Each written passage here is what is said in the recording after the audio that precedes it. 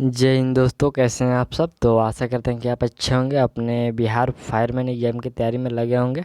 तो ये जो हम लोग का फायरमैन का सेट है, यह सेट 20 होने वाला है। आपको 1 से लेकर 19 तक प्रोवाइड कर दिया गया है। यदि आप लोग नहीं देखें तो प्लेलिस्ट में जाइए, उसके लिए अलग से प्लेलिस्ट तैयार कर दिया गया है। चलिए हम लोग बढ़ते हैं सेट की ओर। तो ये जो हम लोग का सेट है, यह प्रीवियस ईयर का सेट है। और ये प्रीवियस ईयर का यहाँ पर देखिए, बिहार कक्षपाल कांस्टेबल परीक्षा, ये 18/9/2016 का प्रश्न पत्र है। तो हम लोग इसी को आज देखेंगे। ये है प्रीवियस ईयर का प्रश्न है, 18/9/2016 का प्रश्न। चलिए हम लोग प्रश्न की ओर बढ़ते हैं। तो हम लोग का यहाँ पर देखिए, ये पहला प्रश्न ये रहा। प्रश्न कह रहा है कि राष्ट्रपति डॉक्टर एपीजे अब्दुल कलाम की आत्मकथा का शीर्षक क्या है। तो डॉक्टर एपीजे अब्दुल कलाम की जो आत्मकथा है, उसका शीर्षक क्या है। तो जो उसका शीर्षक है वह है विंग्स ऑफ फायर। क्या है? Wings of fire. Right answer इसमें आपका डी हो जाएगा। चलिए अगला प्रश्न देखते हैं। दूसरे नंबर प्रश्न क्या है। प्रश्न की ब्याज का दर निर्धारित की जाती है। तो ये ब्याज का जो दर है निर्धारित की जाती है वाणिज्यिक बैंकों द्वारा। ठीक, वाणिज्यिक बैंकों द्वारा ये ब्याज की जो दर है निर्धारित की जाती है। राइट आंसर ये हो जाएगा। चलिए अगला प्रश्न देखते हैं। अगला प्रश्न हम लोग का ये तीसरे नंबर प्रश्न, थोड़ा सा इसको बड़ा करते हैं। प्रश्न कह रहा है कि सक्सेस में वृद्धि का अर्थ क्या होता है। तो इसमें वृद्धि का जो अर्थ होता है वह होता है मुंबई स्टॉक एक्सचेंज में पंजीकृत कंपनियों के समूह में शेयर के दामों में वृद्धि, यही है सक्सेस वृद्धि का अर्थ होता है। राइट आंसर इसमें आपका ए हो जाएगा। चलिए चौथे नंबर प्रश्न की ओर हम लोग बढ़ते हैं। तो हम लोग का यह प्रश्न कर रहा है कि हाल ही में शुरू की गई थार एक्सप्रेस, यहाँ पर थार एक्सप्रेस किन 2 स्टेशनों को जोड़ती है। तो ये थार एक्सप्रेस किन 2 स्टेशनों को जोड़ती है। तो ये जोड़ती है मुआनावो और कोकड़ा पार, ये 2 स्टेशनों को जोड़ती है। राइट आंसर इसमें आपका बी हो जाएगा। चलिए अगला प्रश्न यहाँ पर हम लोग का है कि भारतीय योजना का मूल उद्देश्य क्या है। आर्थिक वृद्धि, स्वावलंबन, रोजगार उत्पन्न करना और जनसंख्या वृद्धि। तो ये जो भारतीय योजना का मूल उद्देश्य है, वह उद्देश्य है आर्थिक वृद्धि, स्वावलंबन और रोजगार उत्पन्न करना। यह राइट आंसर इसमें आपका 3 जो ऑप्शन है ये सही है, ए, बी और सी। 1, 2, 3 ये सही होगा। ठीक है, जनसंख्या वृद्धि का यह मूल उद्देश्य नहीं है। चलिए बढ़ते हैं हम लोग अगले प्रश्न के, ये मैथ का, हम इसको स्किप करते हैं। और 7वें नंबर प्रश्न कह रहा है कि निम्न के कारण उत्पन्न हुए लोगों के अहित के किसी भी मामले में जनहित याचिका का प्रयोग किया जाता है। जनहित याचिका का प्रयोग किया जाता है। तो यह प्रयोग किया जाता है किसी सार्वजनिक कर्तव्यों का भंग होना, कानूनों का उल्लंघन करना, संवैधानिक प्रावधानों का उल्लंघन करना, इनमें से सभी होता है। ठीक, जन याचिका हित का प्रयोग। राइट आंसर इसमें आपका यहाँ पर डी हो जाएगा। ठीक, चलिए अगला प्रश्न देखते हैं हम लोग। तो यहाँ पर प्रश्न ये देखिए, ये 8वें नंबर प्रश्न करके किसी माध्यम का अपूर्णांक म्यू, ये म्यू है, यू नहीं है। ये यहाँ पर ये म्यू ऐसे लिखा जाता है। अब म्यू निर्वात के प्रकाश की गति सी और उसका माध्यम में प्रकाश की गति भी के बीच सही संबंध क्या होगा। तो इसके बीच का जो सही संबंध होगा वह म्यू बराबर C/V होगा। ठीक, इसमें राइट आंसर आपका सी हो जाएगा। चलिए अगला प्रश्न को हम लोग देखते हैं। तो प्रश्न है कि राज्य में राष्ट्रपति शासन का अर्थ है राज्य में शासन। राज्य में राष्ट्रपति शासन का अर्थ है राज्य में शासन। तो यह जो अर्थ है आपका यहाँ पर राइट आंसर में हो जाएगा, ये राज्य के राज्यपाल का। ये क्या है? राज्य के राज्यपाल का अर्थ है। इस पर राइट आंसर डी हो जाएगा। चलिए अगला प्रश्न यहाँ पर हम लोग का है कि 18 कैरेट सोना जो बाज़ार में उपलब्ध हो उसमें, 18 कैरेट सोना बाज़ार में जो उपलब्ध हो उसमें, तो उसमें क्या, तो उसमें 18 भाग सोना और 6 भाग दूसरा धातु होता है। ठीक, 18 भाग सोना और 6 भाग दूसरा धातु होता है। इसमें राइट आंसर बी हो जाएगा। ठीक, चलिए अगला प्रश्न देखते हैं। यहाँ पर हम लोग का प्रश्न है कि निम्नलिखित में से कौन मौलिक अधिकार नहीं है। मौलिक अधिकार कौन सा नहीं है। तो यहाँ पर जो सामान्य कार्यों के लिए सभी पुरुषों एवं सभी महिलाओं को समान वेतन का अधिकार, ये जो है आपका यह यह मूल अधिकार में नहीं आता है। ठीक, राइट आंसर इसमें आपका डी हो जाएगा। चलिए अगला प्रश्न हम लोग देखते हैं। तो यहाँ पर प्रश्न करें कि संतोष ट्रॉफी का संबंध किस खेल से है। संतोष ट्रॉफी का संबंध किस खेल से है? तो इसका संबंध फुटबॉल से है। राइट आंसर बी हो जाएगा। इसका संबंध किससे है? फुटबॉल से। चलिए अगला प्रश्न हम लोग यहाँ पर 13 नंबर देखते हैं। यह प्रश्न क्या कह रहा है? प्रश्न कह रहा है कि मध्य प्रदेश की एक आदिवासी महिला सर्वोच्च न्यायालय को यह टेलीग्राफ करती है कि पुलिस ने उसे गैरकानूनी ढंग से हिरासत में रखा हुआ है। सर्वोच्च न्यायालय निम्न में से कौन सा रिट जारी करेगा ताकि महिला का कल्याण हो सके? तो ये सर्वोच्च न्यायालय के द्वारा कैसा रिट जारी किया जाएगा कि महिला का कल्याण हो सके?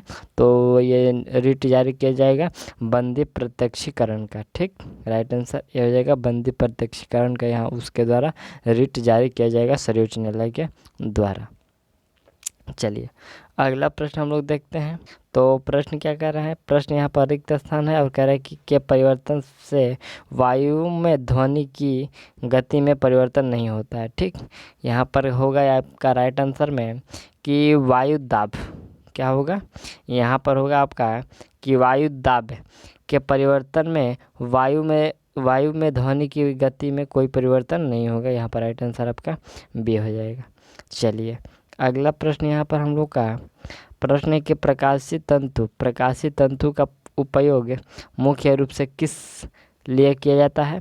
तो प्रकाशित तंतु का जो उपयोग है मुख्य रूप से किस लिए किया जाता है? तो यह संचार के लिए किया जाता है। किसके लिए किया जाता है? तो यह किया जाता है संचार के लिए। चलिए अगला प्रश्न हम लोग देखते हैं। तो यह प्रश्न हम लोग का करें कि जब वाष्प द्रव्य में घनीभूत होता है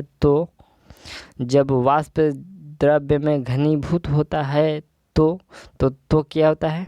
तो होता है यह ऊष्मा का निष्कासन करता है। इसमें राइट आंसर सी हो जाएगा। यह ऊष्मा का निष्कासन करता है। इसमें आपका राइट आंसर क्या हो जाएगा?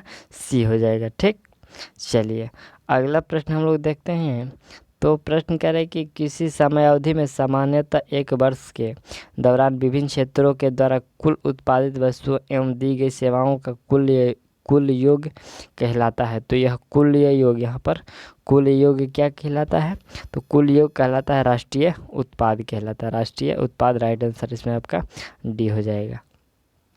चलिए अगला यहाँ पर है कि इसरो द्वारा अब तक प्रक्षेपित कौन सा उपग्रह भारत में डायरेक्ट टू होम DTH, यहाँ पर direct to home DTH television सेवाओं की आवश्यकता को पूरे करता है? तो ये जो DTH की आवश्यकताओं को पूरा करता है, यह पूरा करता है आपको इनसेट 4A। इनसेट यहाँ पर 4A है, तो इनसेट 4A DTH की आवश्यकताओं को पूरा करता है। राइट आंसर सी हो जाएगा। चलिए अगला प्रश्न देखा जाए। प्रश्न यह 19 नंबर प्रश्न करेगा कि किसी पदार्थ में अति चालकता आती है यदि किसी पदार्थ में अति चालकता आती है यदि, तो यदि में आपका यदि उसे अति निम्न ताप पर ठंडा किया जाए, उसे निम्न ताप पर ठंडा किया जाए तो उसमें अति चालकता आती है। चलिए नेक्स्ट प्रश्न हम लोग देखते हैं। 20 नंबर प्रश्न क्या कर रहा है कि एल्युमिनियम का बना ट्रे जिसमें चाय एवं खाना परोसा जाता है कुछ रंगों से रंगा जाता है। ऐसा करने के लिए उस पर विद्युत धारा प्रवाहित होती है जिससे वो उस एल्युमिनियम ऑक्साइड की परत चढ़ जाती है। जो रंगों को अवशोषित करता है वो विधि को कहते हैं। वो रंगों पर जो यहाँ पर रंगें चढ़ाई जाती हैं उस रंगों को अवशोषित करता है, उस विधि को क्या कहते हैं? उस विधि को क्या कहते हैं? तो उस विधि को गैल्वनीकरण कहते हैं। क्या कहते हैं? गैल्वनीकरण, जिस पर वो रंग चढ़ाई जाते हैं एल्युमिनियम के बर्तनों पर। ठीक, चलिए इसमें राइट आंसर गैल्वनीकरण होगा। अगला प्रश्न यहाँ पर देखिए। अगला प्रश्न क्या कह रहा है? प्रश्न है कि सूची 1 को सूची 2 से सम्मिलित करना है। यहाँ पर लैंगरहैंस की दीपिका पिट्यूटरी ग्रंथि, थायराइड ग्रंथि, एड्रिनल ग्रंथि, और यहाँ पर दूसरे सूची में क्या है? कैल्सिटोन, एपिनेफ्राइन, वृद्धि हार्मोन, इंसुलिन। तो इसका जो आपका सही और करेक्ट मिलान होगा ऐसे ऐसे देता तो यहाँ पर हम लोग मिलान भी कर सकते थे, लेकिन यहाँ पर जो आपका राइट आंसर होगा वह हो जाएगा ये लैंगरहैंस द्वीप का। तो ये जो लैंगरहैंस द्वीप का संबंध हो जाएगा ये इंसुलिन से हो जाएगा। ठीक, लैंगरहैंस द्वीप का इंसुलिन से हो जाएगा। और ये दूसरे नंबर का है ये पिट्यूटरी ग्रंथि। तो पिट्यूटरी ग्रंथि का संबंध हो जाएगा यहाँ से ऐसे लाते हैं वृद्धि हार्मोन से। पिट्यूटरी ग्रंथि वृद्धि हार्मोन से ला दिए। और यहाँ पर है जो थायराइड ग्रंथि, तो इसको एपिनेफ्राइन से मिला देते हैं। ठीक, इसको एपिनेफ्राइन से मिला देते हैं। और यहाँ जो बचा है आपका एड्रिनल ग्रंथि, इसको कैल्सीटोन से मिला देते हैं। ठीक, तो ये मिल गया। देखिए ऐसे लैंगरहैंस द्वीप का इंसुलिन से, पिट्यूटरी ग्रंथि वृद्धि हार्मोन से, और यहाँ पर थायराइड ग्रंथि एपिनेफ्राइन से, और यहाँ पर एड्रिनल ग्रंथि कैल्सीटोन से। राइट आंसर इसमें आपका बी हो जाएगा। चलिए अगला प्रश्न देखा जाए। तो प्रश्न हम लोग का यहाँ पर 22 नंबर प्रश्न कह रहा है 22 नंबर की यहाँ कि परमाणु विस्फोटक में काफ़ी अधिक ऊर्जा निकलती है, इसका क्या कारण है।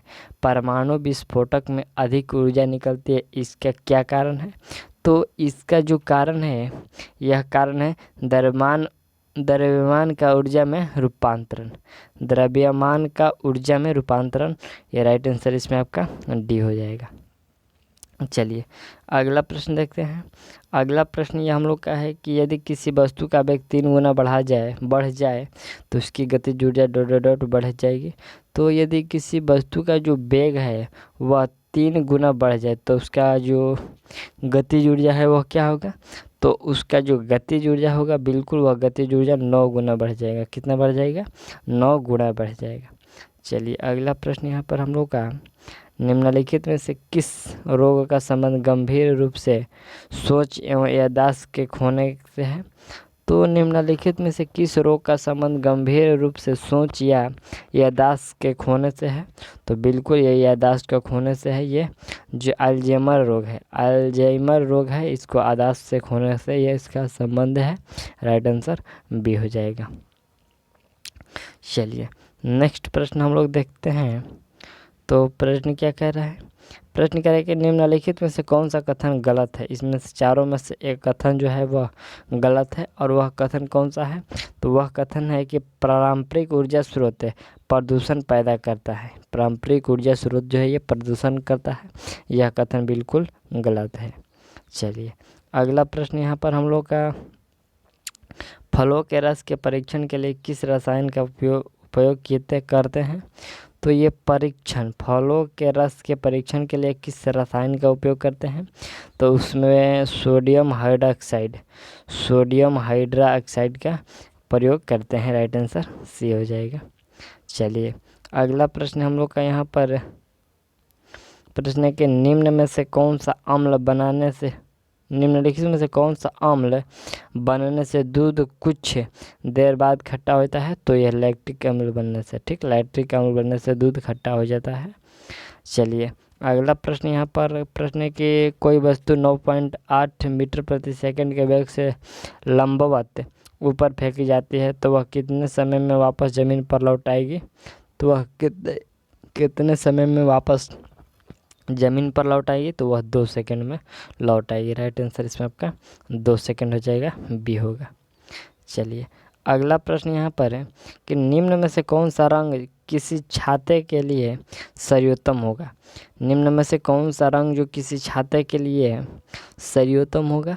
तो बिल्कुल इसमें जो राइट आंसर हो जाएगा वह ऊपर से काला अंदर से उजला। ऊपर से काला अंदर से उजला, ये छाते के लिए सर्वोत्तम रंग माना जाता है। राइट आंसर बी हो जाएगा। चलिए अगला प्रश्न यहाँ पर प्रश्न कह रहा है कि निम्न चित्र में, यहाँ पर एक चित्र है, इसको ध्यान से देखिए। और कह रहा है कि चित्र में एक गेंद ओ ए यहाँ पर ओ ए हो गया और ओ बी की सतह पर स्थित है, वह ओ ए की प्रतिक्रिया बल होगा। तो वह जो ओ ए की प्रतिक्रिया बल होगा वह क्या होगा। ओ बी से अधिक होगा, गेंद के वजन के आकार पर निर्भर करेगा, ओ बी से कम होगा इत्यादि। तो इसमें जो आपका राइट आंसर होगा वह हो जाएगा OB से अधिक होगा। क्या होगा? ये जो होगा AO है, ये AO है, ये जो OB से ये अधिक होगा। राइट आंसर ए हो जाएगा। चलिए अगला प्रश्न देखते हैं। अगला प्रश्न हम लोग का 31 नंबर है कि दूरदृष्टि वाले आँख में क्या? तो रेटिना के पीछे प्रकाश किरणें अभिसारित होती है। रेटिना के पीछे प्रकाश किरणें अभिसारित होती है। राइट आंसर इसमें आपका डी हो जाएगा। चलिए अगला प्रश्न क्या है? प्रश्न है कि लाइफ लाइन एक्सप्रेस क्या है? लाइफ लाइन एक्सप्रेस क्या है? लाइफ लाइन एक्सप्रेस क्या है? तो भारत में कार्यरत रेल पर प्रथम हॉस्पिटल, ये जो लाइफ लाइन एक्सप्रेस है यह है भारत में कार्यरत रेल पर प्रथम हॉस्पिटल है। ये राइट आंसर इसमें आपका ए हो जाएगा। चलिए अगला प्रश्न अब हम लोग का यहाँ पर है कि यूरेनियम का कौन सा आइसोटोप न्यूक्लियर रिएक्टर में होने वाले श्रृंखला प्रतिक्रिया को जारी रखने की क्षमता रखता है? तो न्यूक्लियर यहाँ पर यूरेनियम का कौन सा आइसोटोप न्यूक्लियर रिएक्टर में होने वाली श्रृंखला प्रतिक्रिया को जारी रखने की क्षमता रखता है?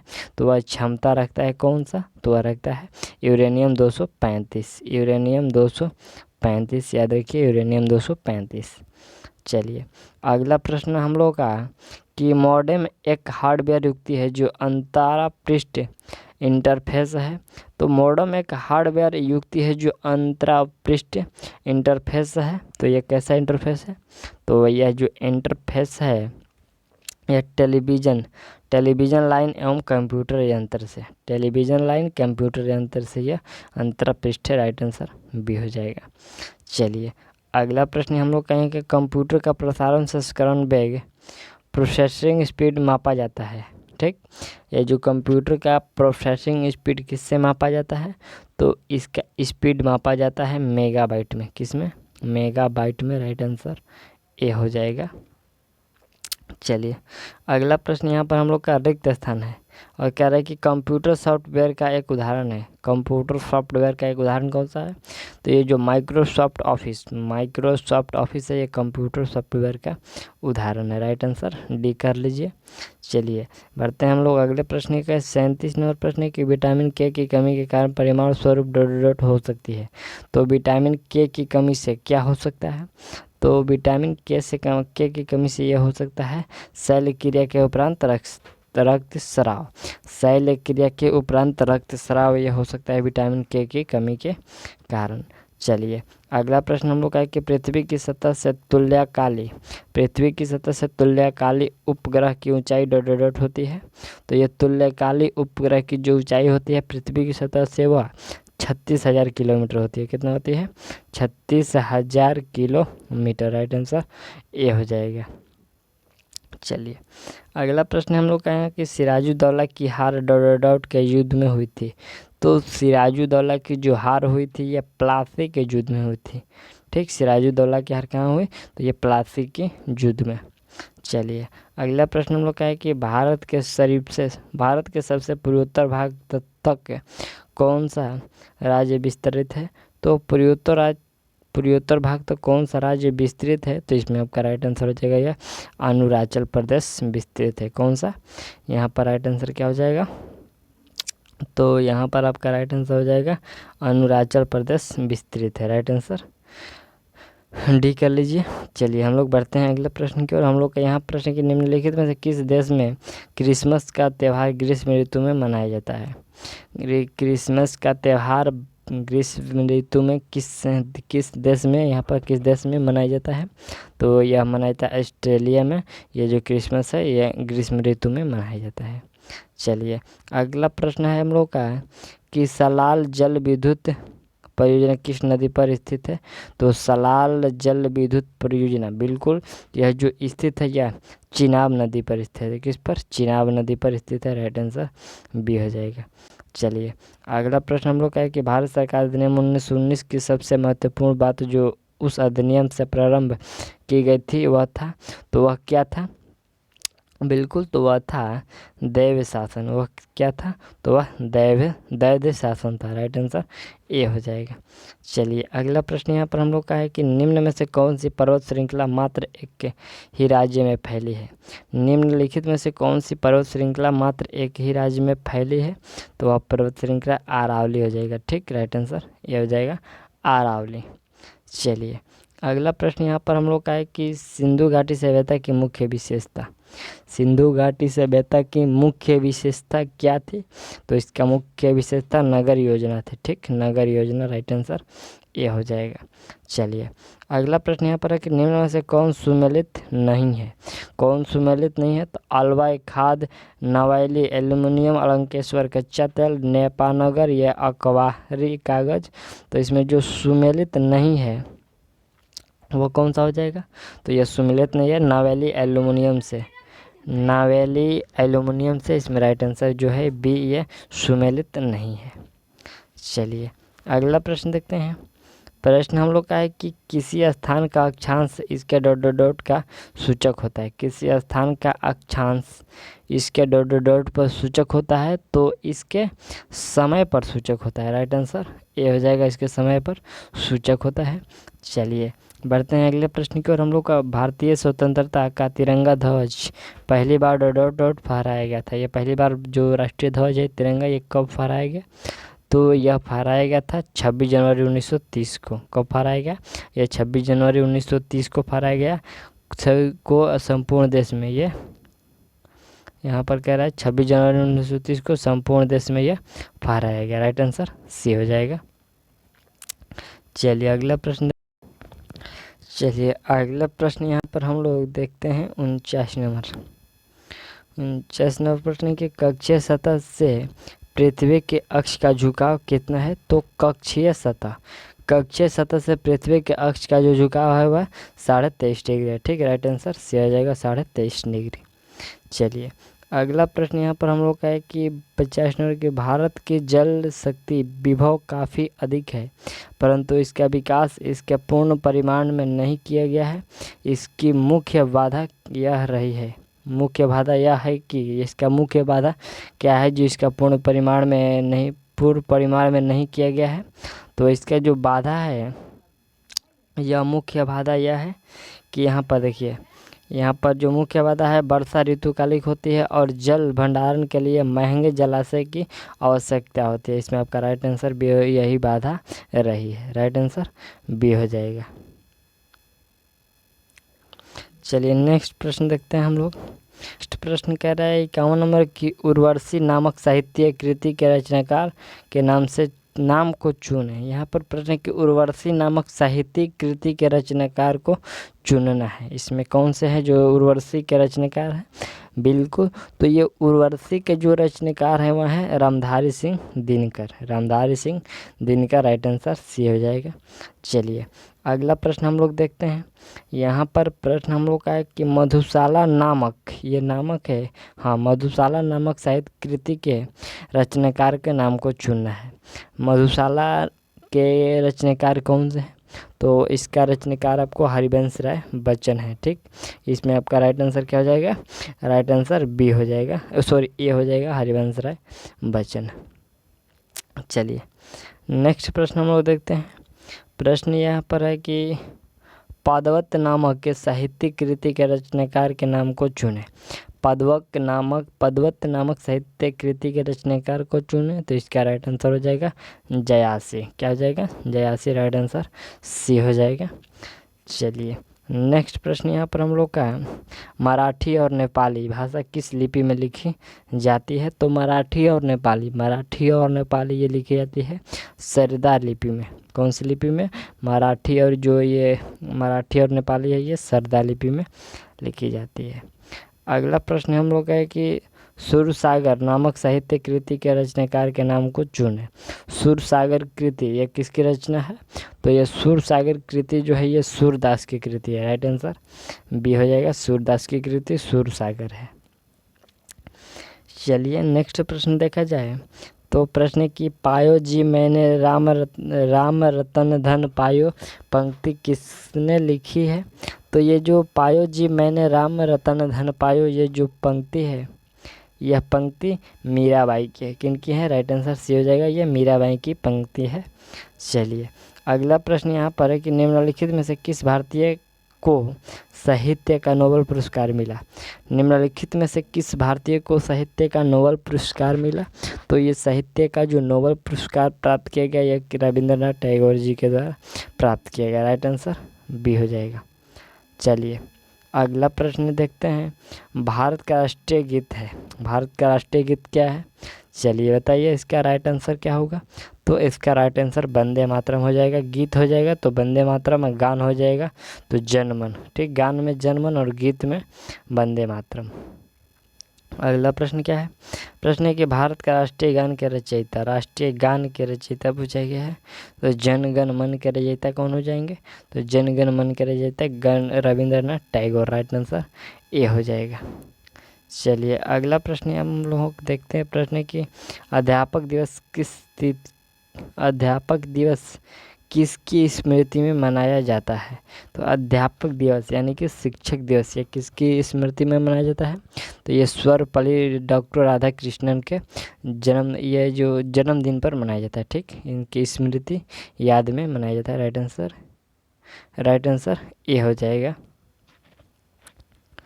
चलिए अगला प्रश्न यहाँ पर हम लोग का ये मैथ का प्रश्न है, इसको स्किप करते हैं। चलिए हम लोग बढ़ते हैं अगला प्रश्न की ओर। 71 का प्रश्न शायद यहाँ पर है। यहाँ प्रश्न है 69 नंबर की अतिथि के लिए चाय ले आओ। अतिथि के लिए चाय लाओ, इस वाक्य में अतिथि के लिए कौन सा कारक है। तो इस वाक्य में जो अतिथि के लिए कारक है वह कारक संप्रदान कारक है, संप्रदान कारक। राइट आंसर बी हो जाएगा। चलिए अगला प्रश्न क्या है? प वर्ग प फ ब भ म का उच्चारण स्थान कहाँ है। तो प फ ब भ म का जो उच्चारण स्थान है, यह उच्चारण स्थान ओष्ठ है। ठीक, ओष्ठ है। राइट आंसर बी हो जाएगा। चलिए अगला प्रश्न यहाँ पर निम्नलिखित में से कौन सा शब्द पुल्लिंग है। कौन सा शब्द है जो पुल्लिंग है। तो इसमें बुढ़ापा शब्द है, यह पुल्लिंग है। चलिए अगला प्रश्न हम लोग का यहाँ पर है। निम्नलिखित वाक्यों में से कौन सा मिश्र वाक्य है। इसमें मिश्र वाक्य कौन सा है। तो बिल्कुल इसमें जो आपका है, जो छात्र परिश्रम करेंगे, जो छात्र परिश्रम करें उन्हें अवश्य सफलता मिलेगी, यह जो वाक्य है यह मिश्रित वाक्य है। चलिए अगला प्रश्न देखते हैं। अगला प्रश्न क्या है? प्रश्न कह रहा है कि दो शब्दों या वाक्यों को जोड़ने वाले शब्द कौन से शब्द होते हैं। तो दो वाक्य या दो शब्दों या दो वाक्यों को जोड़ने वाले शब्द कौन से होते हैं। तो वह होते हैं समुच्चयवाचक, वह समुच्चयवाचक होते हैं। राइट आंसर ए हो जाएगा। अगला प्रश्न यहाँ पर है, निम्नलिखित शब्दों में से कौन शुद्ध शब्द है। निम्नलिखित में से कौन सा है जो शुद्ध शब्द है। तो शुद्ध शब्द ये जो स्मरण है यह शुद्ध शब्द है। राइट आंसर सी हो जाएगा। चलिए अगला प्रश्न है कि आ ई उ को क्या कहा जाता है। यह तीन शब्द है। आ ई उ को क्या कहा जाता है। तो इसको कहा जाता है हर्ष स्वर वर्ण, हर्ष स्वर्ण वर्ण कहा जाता है। राइट आंसर ए हो जाएगा। चलिए यहाँ पर है कि क्या आ स्वर ध्वनि आ और ओ के बीच की ध्वनि है। यहाँ पर प्रश्न की जो आ स्वर ध्वनि है, आ और ओ के बीच का यहाँ का बीच का स्वर ध्वनि है। तो यहाँ पर क्या होगा। तो इसमें राइट आंसर नहीं होगा। ठीक, राइट आंसर सी हो जाएगा। चलिए अगला प्रश्न है हम लोग का है कि भाषा में अभिव्यक्ति के कितने रूप है। तो भाषा में अभिव्यक्ति के कितने रूप हैं। तो इसमें आपका राइट आंसर 3 रूप है। कितने? 3 रूप है। राइट आंसर ए हो जाएगा। चलिए अगला प्रश्न हम लोग का यहाँ पर कह रहे हैं कि कोई शब्द जब तक किसी वाक्य का अंश नहीं बन जाता तब तक शब्द रहता है, जब उस वाक्य में प्रयुक्त हो जाता है तो उसे क्या कहते हैं। उसे क्या कहते हैं। तो उसे पद कहते हैं। क्या कहते हैं? उसे पद कहते हैं। राइट आंसर सी हो जाएगा। चलिए अगला प्रश्न यहाँ पर हम लोग का है कि अर्थ के आधार पर वाक्य का विचार निम्नलिखित में से कौन नहीं है। अर्थ के आधार पर वाक्य का विचार निम्नलिखित में से कौन सा नहीं है। तो इसमें जो आपका प्रश्न बोधक आज्ञार्थक है यह नहीं है। राइट आंसर सी हो जाएगा। चलिए अगला प्रश्न क्या है, वस्तुओं को विशेषता बताने वाले शब्दों को क्या नाम दिया जाता है। तो वस्तुओं को विशेषता बताने वाले शब्दों को क्या नाम दिया जाता है, तो उसको इनमें से कोई नहीं, यहाँ पर यह जो क्रिया विशेषण नाम दिया जाता है। ठीक, उसमें जो वस्तुओं की विशेषता बताता है उसे विशेषण कहते हैं, और जो क्रिया का विशेषता बताता है उसे क्रिया विशेषण कहते हैं। तो इसमें विशेषण होगा, यहाँ पर विशेषण नहीं है। ठीक, चलिए अगला प्रश्न क्या है, प्रश्न कि वह घर पहुंच गया, इस वाक्य में पहुंच गया क्रिया का उदाहरण है। तो देखिए यहाँ पर जो पहुंच गया, यह जो शब्द यहाँ पर थोड़ा सा आपको देख लिया हाईलाइट हो गया, यह कौन सी क्रिया है। तो यह जो क्रिया है संयुक्त क्रिया है। यह कौन सी क्रिया है, संयुक्त क्रिया है। चलिए अगला प्रश्न है कि सूरदास का काव्य किस भाषा में रचित है। सूरदास का काव्य किस भाषा में रचित है, तो बिल्कुल यह ब्रज भाषा में रचित है। राइट आंसर डी हो जाएगा। चलिए अगला प्रश्न हम लोग का है कि जिस संज्ञा से किसी वस्तु के धर्म गुण अवस्था का ज्ञान हो उससे कौन सी संज्ञा कहते हैं। तो उससे कौन सी संज्ञा कहेंगे, भाववाचक संज्ञा कहेंगे। भाववाचक संज्ञा धर्म गुण और अवस्था का ज्ञान हो। नेक्स्ट प्रश्न देखते हैं। नेक्स्ट प्रश्न है कि चौराहा किस तरह का समासिक शब्द है। चौराहा किस तरह का समासिक यहाँ पर शब्द है, तो बिल्कुल ये जो चौराहा है यह दिंगु शब्द है। कौन सा, दिंगु शब्द होता है जिसका जो पहला जो अक्षर होता है वो संख्यावाचक होता है, जैसे 4 व 1 2 3 5 7 इत्यादि। चलिए अगला प्रश्न यहाँ पर हम लोग का है 85 नंबर पर है कि राम ने कहा कि मैं कल नहीं आऊँगा। राम ने कहा कि मैं कल नहीं आऊँगा, इस वाक्य में मैं कल नहीं आऊँगा, मैं कल नहीं आऊँगा, ये शब्द जो है क्या है। तो ये जो शब्द है क्या है, तो यह शब्द प्रधान उपवाक्य है। क्या है, प्रधान उपवाक्य है। राइट आंसर इसमें आपका ए हो जाएगा, प्रधान उपवाक्य है। चलिए नेक्स्ट प्रश्न देखते हैं। प्रश्न है कि सार्थक शब्द का विलोम। सार्थक का विलोम क्या होता है, तो जो सार्थक शब्द का विलोम होता है यह होता है निरार्थक। क्या होता है, निरार्थक। राइट आंसर बी हो। चलिए नेक्स्ट प्रश्न देखते हैं हम लोग। तो प्रश्न है कि पर्वत का पर्यायवाची, पर्वत का पर्यायवाची शब्द क्या होगा। बिल्कुल, तो इसका जो पर्यायवाची शब्द होगा शैल्य होगा। क्या होगा, शैल्य होगा। चलिए अगला प्रश्न यहाँ पर प्रत्यक्ष का विलोम। प्रत्यक्ष का विलोम, प्रत्यक्ष का विलोम परोक्ष होगा, परोक्ष। राइट आंसर सी हो जाएगा। चलिए अगला प्रश्न यहाँ पर हम लोग का यहाँ बचपन, शैशव, दैत्व, मित्रता, अहंकार, स्वामित्व, ये जो शब्द है कौन से संज्ञा है। तो ये जो सभी शब्द हैं बिल्कुल ये जो शब्द है भाववाचक शब्द है। राइट आंसर सी हो जाएगा, भाववाचक शब्द है, इसमें राइट आंसर सी हो जाएगा। चलिए तो हम लोग यहाँ पर 90 क्वेश्चन तक कंप्लीट कर लिया, और ये जो 10 प्रश्न है ये आपके प्रश्न रहे हैं ये अंग्रेजी से, तो इसको स्किप करते हैं। और ये जो हम लोग का सेट है यह सेट 20 है और सेट 21 आपको जल्द ही प्रोवाइड कर दी जाएगी। तब तक के लिए थैंक्स, मिलते हैं अगले वीडियो में।